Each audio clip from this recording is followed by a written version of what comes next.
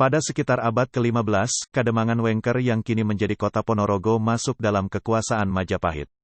Di mana kala itu penguasa agung dari Majapahit dipimpin oleh Prabu Brawijaya ke Wengker, yang kala itu dipimpin oleh seorang Demang yang sakti mandraguna bernama Ki Ageng Suryo Ngalam atau Ki Ageng Kutu karena tinggal di desa Kutu Jetis.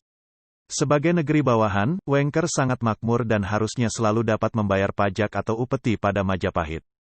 Akan tetapi Ki Demang Ageng Kutu agam belot dan sudah beberapa tahun tidak mau menghadap dan kirim upeti. Akibat hal itu, pasti saja sang raja geram dan segera menyuruh utusan untuk mengklarifikasi hal tersebut. Kebetulan saat itu yang diutus oleh Brawijaya adalah putranya sendiri yaitu Pangeran Lembu Kanigoro. Singkat cerita, segera sang pangeran berangkat menuju ke Wengker. Sebelum sampai ke Wengker, rupanya Pangeran Kanigoro berkunjung dahulu di tempat kakaknya yaitu Raden Patah yang sudah menjadi sultan di Demak. Dalam kunjungnya ke Demak, Pangeran Lembu Kanigoro sempat belajar tentang berbagai ilmu termasuk taktik perang dan agama Islam. Saat belajar Lembu Kanigoro, termasuk pangeran pintar dan cepat menyerap pelajaran. Setelah memeluk agama Islam, Lembu Kanigoro berganti nama menjadi Betoro Katong atau Raden Katong. Setelah itu, Raden Katong pun meneruskan perjalanannya ke Wengker ditemani abdi bernama Selo Aji. Setelah tiba di sana, kebetulan bertemu dengan seorang muslim taat yang bernama Ki Ageng Mirah. Dari situ Raden Katong menyusun strategi untuk bertemu dengan Ki Ageng Kutu dengan baik-baik. Saat maksud disampaikan, Ki Ageng Kutu tetap saja menolak dan malah melawan utusan ini. Singkat cerita, akibat ulah tak bersahabat dari Ki Ageng Kutu, akhirnya terjadilah perang tanding adu kesaktian di antara keduanya. Dalam adu tanding tersebut, Raden Katong mengalami kekalahan dan berpura-pura mendukung gerakan Ki Ageng Kutu. Dalam masa yang tidak begitu lama, Raden Katong berhasil menikahi putri pertama Ki Demang yang bernama Niken Sulastri. Disinilah akhirnya Raden Katong mendapat bocoran pengapesan dari Ki Demang, di mana sang Demang hanya dapat dibunuh dengan pusaka saktinya Kiai Puspitorawe. Pintas cerita, segeralah Raden Katong membunuh Ki Demang dengan cara mengambil pusaka saktinya Kiai Puspitorawe yang ditikamkannya.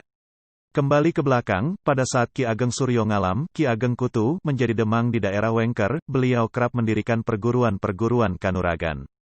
Di mana beliau sendiri yang mengajarkan ilmu-ilmu kesaktian dan kebatinan pada muridnya. Banyak dari murid-muridnya rata-rata menjadi tokoh sakti mandraguna. Hal itu dikarenakan ilmu yang diajarkan Ki Ageng sangatlah langka dan wingit.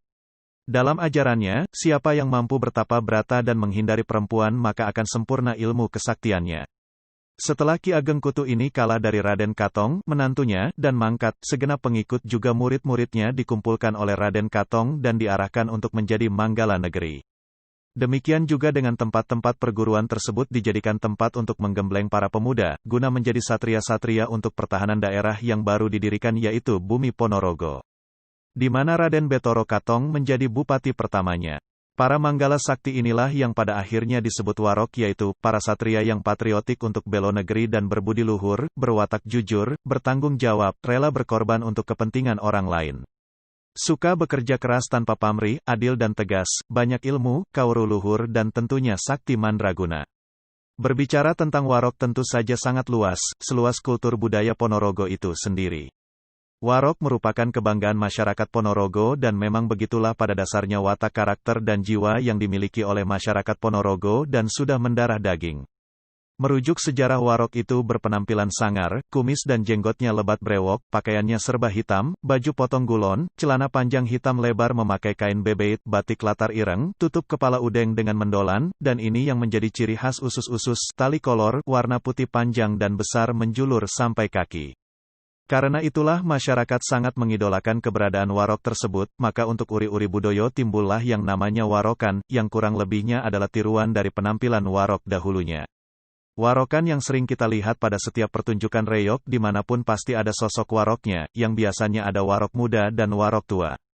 Bahkan, pada saat baik, grebek suro, tidak hanya di Ponorogo bahkan, hampir seluruh mancanagari sampai saat ini, semua unsur masyarakat sepertinya berkewajiban memakai busana Warokan tersebut.